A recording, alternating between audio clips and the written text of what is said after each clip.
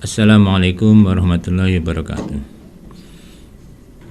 Bismillah, alhamdulillah, wassalatu wassalamu ala rasulillah wa ala alihi wa ashabihi wa man tabi'ahudah, amma ba'du.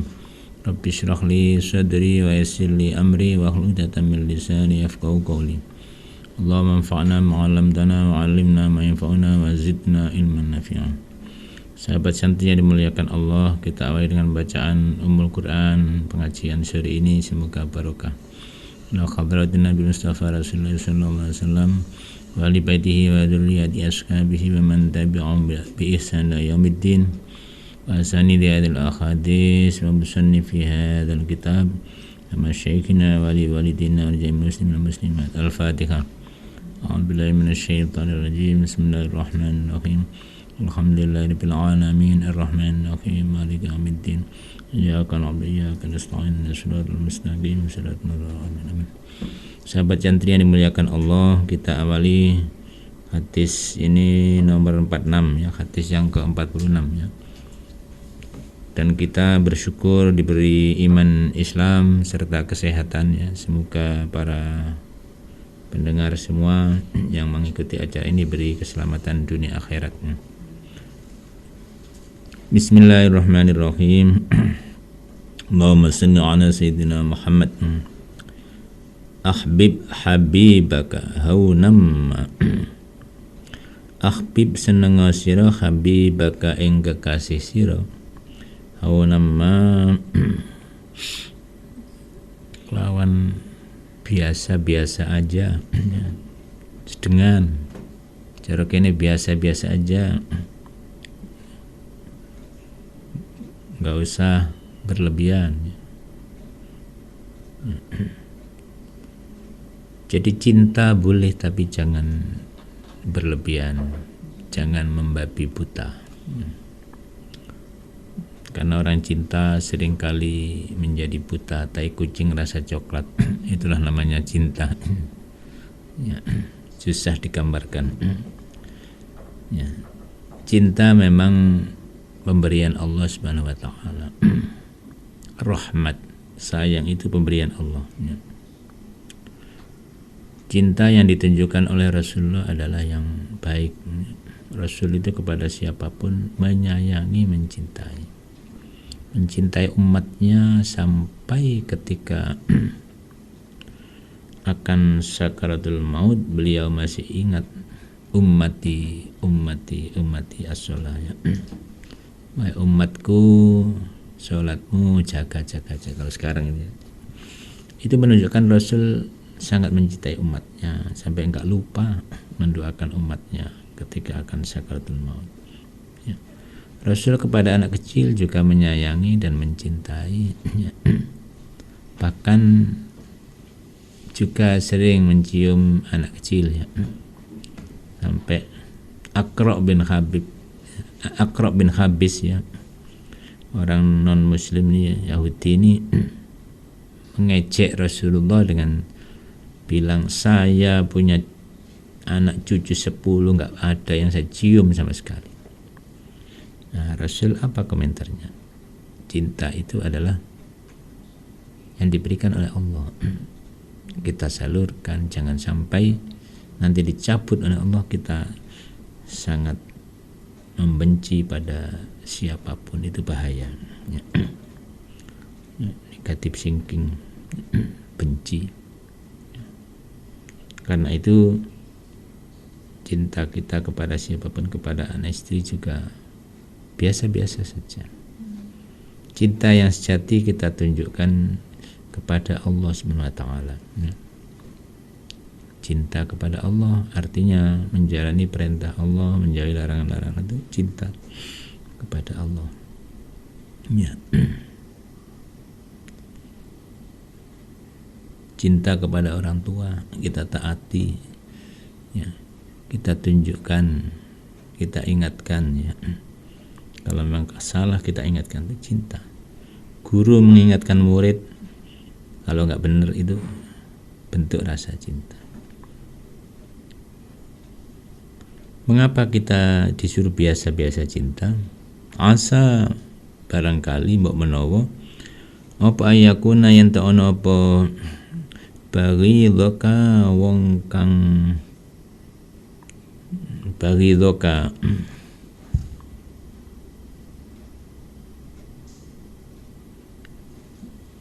orang yang kau benci, maksudnya itu baghidun itu yang dibenci, wong kang ya gampangnya musuhmu ya, orang yang paling kau tidak suka ya.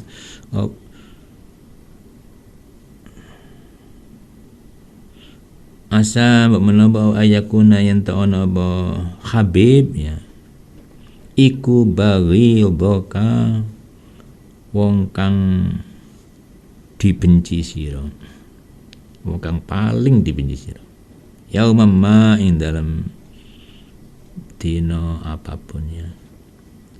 Jadi cintailah kekasihmu biasa-biasa saja, sebab kemungkinan suatu saat kekasihmu itu justru menjadi orang yang paling engkau benci ya.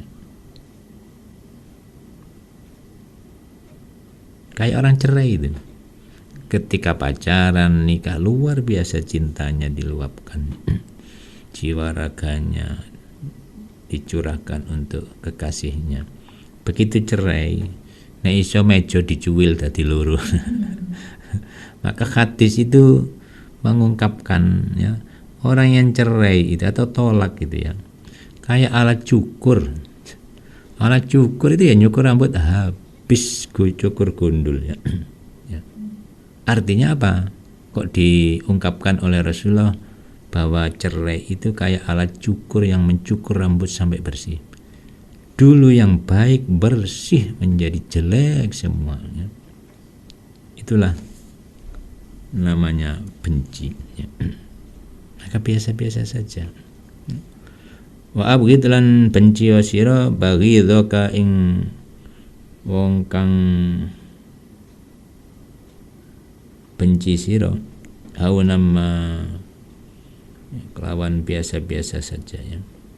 Asa menawa apa ayakuna yen ta ana apa baghidaka wong kang dibenci sira iku habibaka kekasih sira yaumama ing dalam dina apa wae. Jadi kalau benci pada orang ya biasa-biasa saja, jangan berlebihan benci ya. Barangkali ya, orang yang paling Anda benci suatu saat, suatu hari nanti akan menjadi kekasih Anda ya. Pepatah Jawa mengatakan geding nyanding. Ada cerita seorang gadis ya. Ya. Itu kalau pulang dari sekolah lewat satu lorong atau gang atau jalan ya, di situ duduk pemuda yang memang naksir ya. Ketika pemuda ini menyapa ya, maka gadis ini menoleh sambil meludah. Namanya pemuda diludahi ya, ditandangi cara Jawa ya.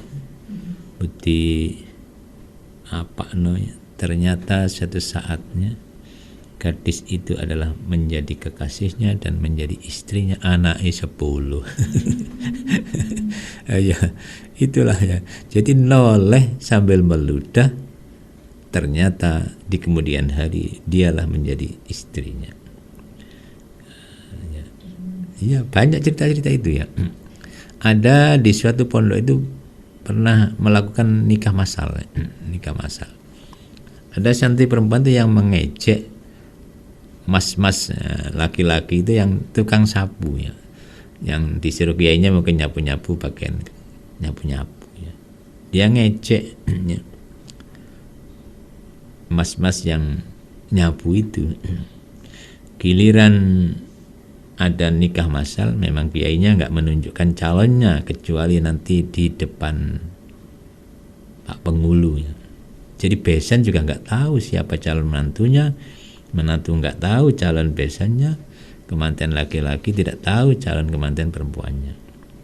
Ketika dipertemukan di depan penghulu nikah massal itu, siapa calon suaminya? Ternyata adalah lelaki tukang sapu yang dia ejek kemarin.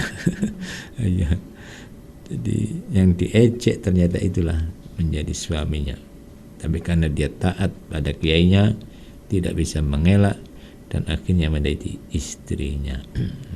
Maka abghidaka haunama ini sangat benar ya. Benci jangan berlebihan, karena satu saat akan menjadi kekasih Anda. Rawan ditayangkan hadis sahabat Tirmidzi, Imam Tirmidzi. Akhsyama khositu, utawi paling diwedeni barang, khositu kang wedi ingsun ala ummati ing atase umat ingsun, yang paling saya takutkan dari umatku ya, iku kibarul batni, gede wetenge ya, jadi gendut. Nabi itu yang paling khawatir adalah umat itu menjadi orang yang gendut-gendut, kakean mangan yang tidak halal. Jadi gendut itu simbol itu ya, simbol kakean mangan yang tidak halal dan berlebihan lah, simbol berlebihan ya. Ya. Anda lihat aja ya. Pokoknya kalau ada jalan pagi ya, pegawai pabrik atau apa, kalau Anda lihat mana staf, mana karyawan biasa, perhatikan perutnya. Kalau buncit dia pasti staf. Ya, tanda kesejahteraan dan makannya mesti lebih. Karyawan biasa ya kempet-kempet gitu. Nah, itu yang paling dilihatkan adalah urusan perut. Karena dengan urusan perut nanti imbasnya banyak ya. Orang geger tukang itu karena isi perut. Rebutan lahar parkir isi perut ya. Rebutan bedak di pasar isi perut ya. Ya, politik isi perut ya. Nah itu banyak imbasnya kakean mangan ya. Yang kedua yang ditakutkan oleh Rasulullah, wa mutawatun naumi lan langgeng turune ya. Jadi kakean turune istiqomah ngajine aras-arasen ya. Jadi bahasa pondokan itu kelet nang karpet. Jadi wis angel tangi ini wong kelet nang karpet. Ya. Jadi yang paling dikhawatirkan Rasulullah itu banyak tidur. Ya. Malam enggak bangun ya, tidak tahajud, tidak berbuat baik, kakean turu. Kakean turu itu maksudnya simbolnya gak lapo-lapo. Tidak banyak aktivitas yang baik. Bukan kok melekan maksiat, enggak. Ini kakean melek maksiat ya tambah jelek. Ya mending tidur gak ngerasani tonggo. Wal yang ketiga yang paling dikhawatirkan Rasulullah dari umatnya adalah wal kasalulan males. Ya. Wal dhaful yakini lan ya males, jadi satu males. Sampai Rasulullah memberikan doa khusus spesial untuk males. Allahumma inni a'udzubika minal jubni wal kasal. Ya Allah, aku berlindung denganmu dari penakut jereh ya, wal kasal dan pemalas, malas. Bukan berarti orang itu nggak bisa. Seringkali itu karena malas. Malas. Dia sebenarnya bisa kalau melakukan aktivitas kerja apa saja, tapi malas. Nulis malas, berkarya malas. Sampai menegur orang loh, malas. Malas. Ini penyakit, malas. Ciri orang munafik adalah kalau sholat itu bermalas-malasan, ogah-ogahan. Wa idza qamu ila sholati qamu kusala yuraunan nas. Kalau mereka berdiri menuju sholat, qamu kusala, berdiri dengan bermalas-malasan. Yuraunan nas juga pamer. Apa enggak ada seperti ini pada umat Muhammad? Banyak. Anda lihat kalau taraweh kan nunggu imamnya akan rukuk baru berdiri. Ini banyak malas-malasan sholat. Ya. Kalau antri sembako, oh jangan tanya. Ngantri ya. Saya melihat orang-orang yang mau ngambil uang pensiunan itu, posnya buka jam 8, sebelum jam 6 sudah jerabing, padeng jerabing duduk di depan tritise kantor pos karena mau ngambil uang pensiun. Coba kalau sholat itu sebelum azan sudah full ya, itu bagus. Yang keempat yang paling ditakuti oleh Rasulullah yang terjadi pada umatnya adalah wadhaful yaqini, lan lemah keyakinannya. Rawahu Daraqutni an Jabirin. Jadi yang keempat adalah lemah keyakinannya, lemah iman, gak patek yakin. Ya. Misalkan ada orang tanya kepada kiainya, "Yai, saya mohon amalan supaya rezekinya lancar." Dikasih doa, ya. Kamu baca istighfar. Apa betul Yai bisa membuat lancar rezekinya? Ya. Ya bisa, itu kan kalau Mbak Yai, kalau saya kan belum tentu ya. Dikandani nggak yakin dia. Ya. Jadi nggak yakin. Jadi sekarang itu banyak orang itu yang mintanya itu yang instan dan bukti nyata secara instan, cepat. Padahal kita berdoa itu berproses. Nabi Zakaria aja minta diberi anak itu sampai umur 80 tahun, istrinya baru hamil. Nabi Zakaria umur 120 tahun. Nah itu berapa tahun berdoa baru dikasih putra. Jadi sabar ya. Nah sekarang ini banyak yang nggak sabaran ya. Maunya sekarang-sekarang, maunya sekarang-sekarang. Jadi lemah keyakinan, gak patek yakin. Kepada agama Islam pun gak patek yakin. Padahal ya, kalau tidak yakin ya tidak akan dapat. Malam ya'taqid lam yantafi, kata ahli nahwu ya. Siapa yang tidak meyakini yang tidak akan dapat manfaat. Padahal hadis qudsi, ana inda dhanni abdi bi, saya ini nurut dugaan hambaku padaku. Kalau hamba menduga aku maha pengampun tak kasih ampunan, menduga aku maha pemurah tak kasih rezeki yang melimpah, itulah hadis qudsi. Kalau yakin ya, yakin ya. Jadi kuncinya adalah yakin. Doa pun yakin ya. Kalau berdoa gak yakin ya susah dikabulkan ya. Jadi harus wa antum muqinuna bil isma, ud'ullaha wa antum muqinuna bil istijabah ya. Berdoalah kepada Allah dengan Anda yakin untuk dikabulkan ya. Yakin nomor satu ya. Kalau nggak yakin nggak akan dapat ya. Jadi kuncinya adalah meyakini. Nah sekarang banyak orang yang nggak patek yakin nah agama Islam, lebih yakin kepada trainer ya. Jadi gak patek yakin pada sholawat, istighfar, sholat. Padahal dengan sholat itu menggerakkan segala macam ya. Ya. Dengan sholat itu menggerakkan segala macam. Tubuh kita, otot kita, saraf kita itu digerakkan oleh Allah sehingga menjadi sehat.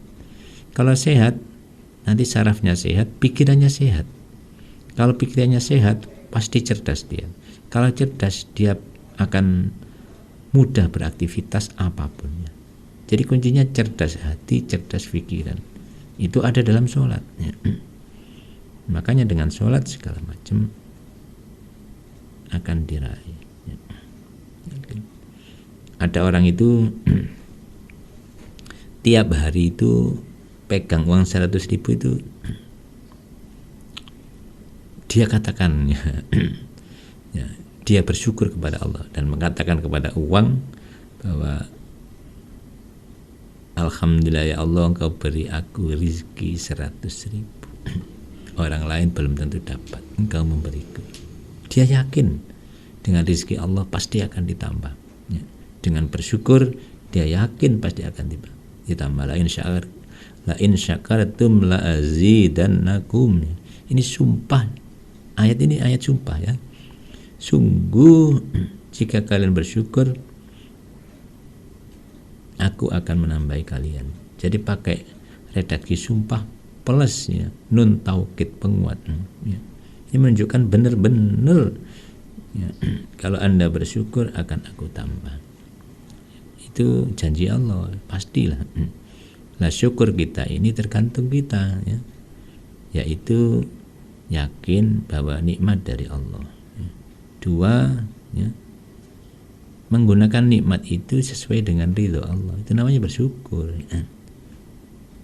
Diberi anggota tubuh lengkap sehat ya, kita gunakan untuk kebaikan, sholat dan lain-lain, insya Allah ditambahi sehatnya. Enggak mau sholat, dari mana sehat? Enggak ada ceritanya orang rajin sholat itu sakit-sakitan, pasti sehat. Lah kok ada orang rajin sholat sakit-sakitan, pasti sholatnya kurang bener. Sholatnya mbek ngamuk. Sholat mbek ngamuk. Apa ada orang sholat mbek ngamuk? Ya ada. Anak diri orang tua kon sholat mbek ngerowong. Sholat mbek ngamuk. Ada makmum ngerowong soalnya imamnya gak cocok. Duduk takmir, duduk apa-apa dadi imam. Gremeng. Ya, karena sholatnya gremeng, gak khusyuk, gak ikhlas, ya iku gak ada penyakitan ya. Sholat itu mencegah kemungkaran dan keji ya. Innas sholata tanha 'anil fahsya'i wal munkar. Sesungguhnya sholat itu mencegah dari yang keji wal munkar dan yang mungkar. Jadi kalau orang sholat kok masih melakukan yang keji, yang jelek, melakukan hal yang mungkar, berarti sholatnya enggak berimbas. Itu berarti ada yang salah pada sholatnya. Ada yang salah pada sholatnya. Apanya ya wallah alam, mungkin hatinya, mungkin kurang ikhlas, mungkin sajadah nggak sab konjone ya. Nah itu pasti ada. Jadi harus kita perbaiki sholat kita, hati kita. Jadi nomor satu yakin ya. Insya Allah dengan keyakinan Allah akan menambah. Apa saja, cari ilmu juga harus yakin bisa, pasti bisa. Menghafal Quran juga yakin akan terjangkau, yakin akan khatam, pasti bisa. Nah kalau sudah ragu, mana mungkin setebal ini dimasukkan ke otak ya. Wong ngapalno Yasin yang bulat kok ini 30 juz. Nah karena nggak yakin, sehingga susah. Nggak yakin. Kalau yakin pasti akan dijalani. Karena nggak yakin nggak akan dijalani. Akhirnya nggak bisa ngaji, nggak dijalani. Sama dengan orang kerja ya. Yakin saya kerja jual es pasti laris, pasti dia akan menjalani. Walaupun terpaan ya, rombongin guling, pasti terus dia akan jalani ya. Contoh begini, ada tempat kursus itu dulu apa ya, sekarang masih kecil-kecilnya tempat kursusnya itu ya. Dia itu ketabrak apa ya, pokoknya speakernya itu ketabrak apa, keserempet mobil apa. Terus akeh wong ngerubung. Dia yakin suatu saat tempat kursusnya akan dikerumuni orang. Ternyata benar. Di beberapa bulan tempat kursusnya ramai. Nah, ini. Karena yakin ada orang jual nasi rantangan itu. Ya. Dia yakin dengan jualan nasi rantangan akan bisa mendapatkan rezeki yang cukup. Tapi ibunya maksa disuruh kuliah ya. Dan dia dapat ijazah fakultas kedokteran. Kemudian ingin orang tuanya jadi pegawai negeri. Dia ngelamar jadi pegawai negeri. Jadi berapa tahun dia istikharah. Saya neruskan jual nasi rantangan atau neruskan jadi pegawai negeri. Akhirnya istikharah, seolah-olah dia bawa rantang ke tempat orang banyak. Di situ dia mengantar rantangnya. Kemudian bangun tidur, ia putuskan, saya akan keluar dari pegawai negeri dan jual nasi. Ya pertama rantangannya. Karena dia yakin dengan istikharahnya, minta petunjuk pada Allah sampai keluar dari pegawai negeri, yakin. Belum besar itu nasi rantangnya, masih akan meniti karir lewat jualan nasi rantang yang sudah digeluti selama ini. Akhirnya dikembangkan, lama-lama punya perusahaan catering yang besar ya, dan punya gedung pertemuan ya. Jadi mulai cateringnya, gedung pertemuannya dia yang. Tapi ada rahasianya apa? Sebelum kerja ya, karyawannya disuruh sholat duha bersama, diajak sholat duha bersama. Dulu ada namanya apa itu, krismon. Diterpa krismon pun menter, lancar-lancar saja. Itu mungkin barokahnya. Satu, yakin bahwa bukan pegawai negeri tempat saya mencari rezeki, tapi jual nasi rantangan, menjadi kotaan, menjadi catering besar. Nah itulah perlunya yakin. Jadi lakukan yang Anda yakini. Agama harus diyakini.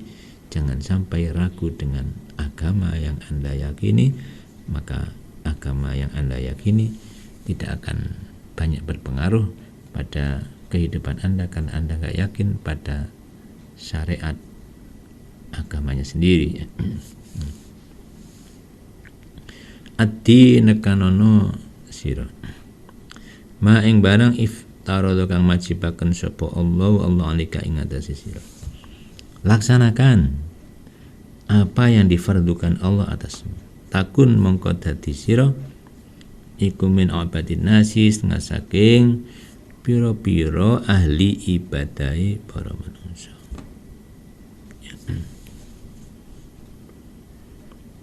Jadi kalau ingin dianggap orang yang paling bagus ibadahnya, tunaikan, kerjakan kewajiban-kewajiban yang telah diwajibkan Allah kepada Anda. Sudah bagus melaksanakan kewajiban, sholat, zakat, puasa, haji, itu sudah bagus. Apalagi ditambah sunnah-sunnah, ditambah yang afdol, minimal yang wajib. Wajtanib lan ngedono sira ma ing barang harrama kang ngaramaken sapa Allah alika ing atase sira. Jauhi apapun yang diharamkan oleh Allah. Takun mongko dadi sira iku awra'an nasi, paling wirainya para manusia. Ada sifatnya iffah ya, wirai dan zuhud. Kalau iffah itu menghindari yang haram, itu namanya sifat iffah, menjaga diri dari yang haram. Ada lagi waro, menjaga diri dari yang syubhat, yang remeng-remeng antara halal dan haram, dijauhi, itu namanya waro, orang nyebut wirai. Yang ketiga zuhud ya, zuhud itu menghindari kemewahan dunia, berlebihan kemewahan dunia itu sederhana, itu namanya zuhud. Jadi kalau ingin menjadi orang yang paling wirai, jauhi yang haram. Ya mestinya jauh juga yang syubhat. Akan menjadi orang yang paling wirai, paling aman ya, paling selamat, jauh yang haram. Karena kalau kita makan yang haram, itu tidak ada artinya kita beribadah. Lah kok begitu? Iya.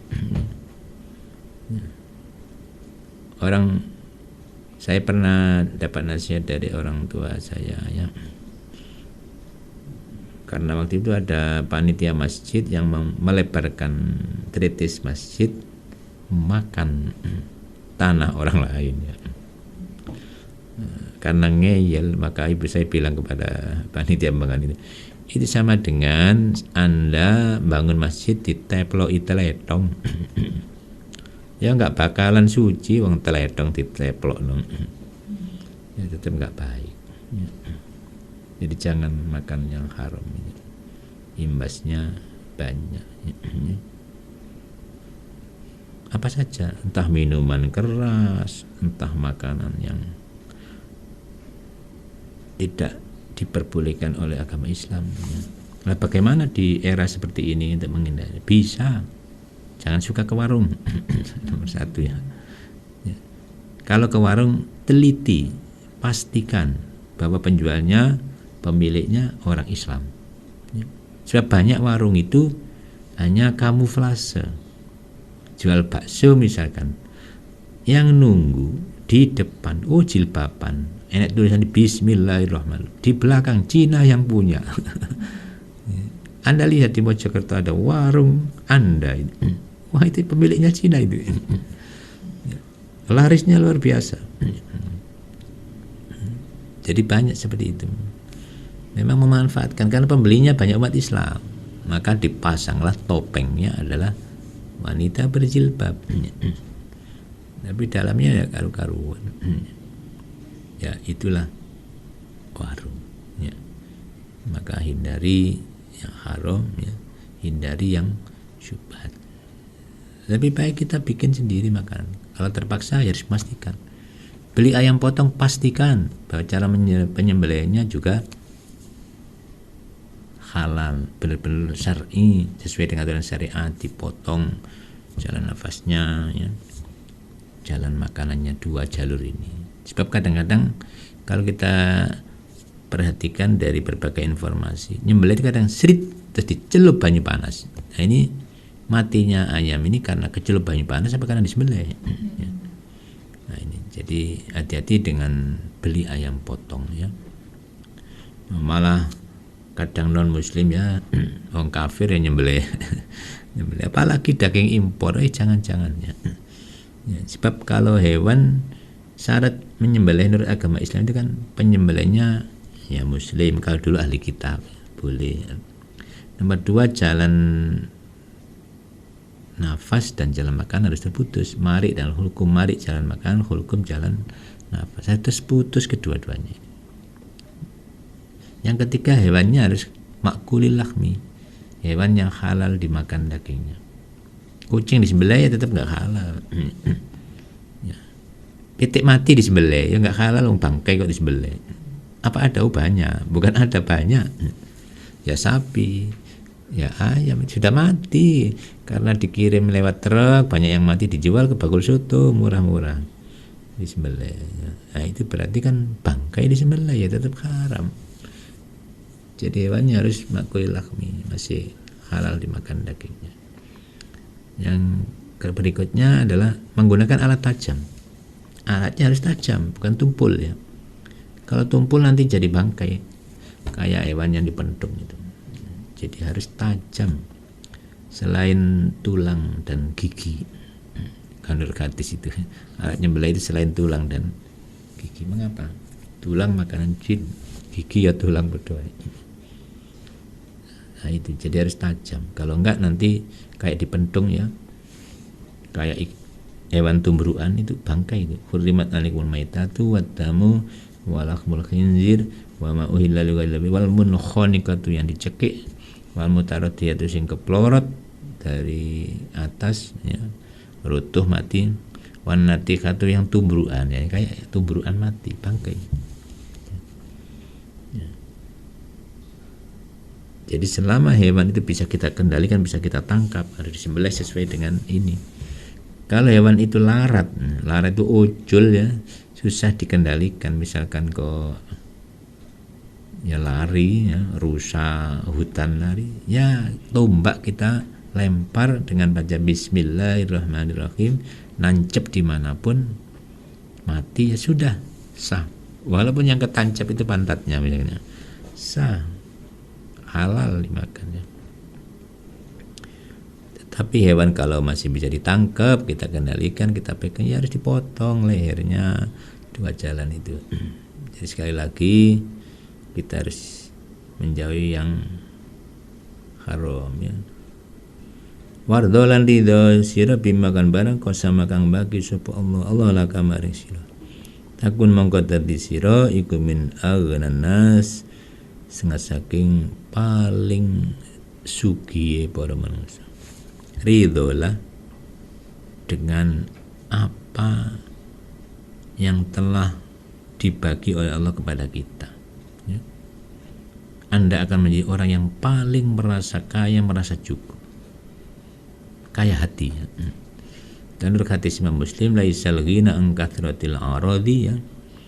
Kaya bukan berarti banyak harta, walakinnal ghina ghina nafsi, tetapi kaya yang sebenarnya adalah kaya hati. Hatinya merasa syukur. Ya. Kalau orang itu merasa kurang, itu berarti fakir, kata Gus Bus, ya.